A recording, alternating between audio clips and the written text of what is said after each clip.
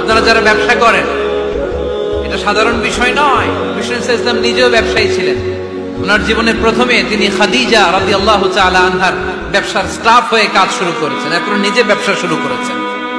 এরপরে খাদিজাতুল কুবরা রাদিয়াল্লাহু তাআলা আনহা সব সম্পত্তি বিয়ের পরে বিশ্বনবীর পায়ের সামনে ঢেলে দিয়েছেন।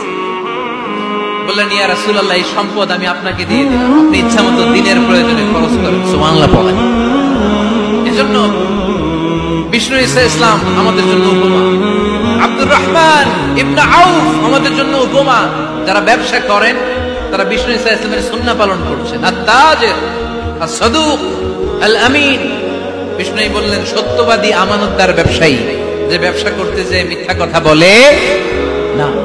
অনেক ব্যবসায়ীরা আছে পণ্য চালানোর জন্য মিথ্যা কথা বলে আর কসম কাটে, আছে না নাই?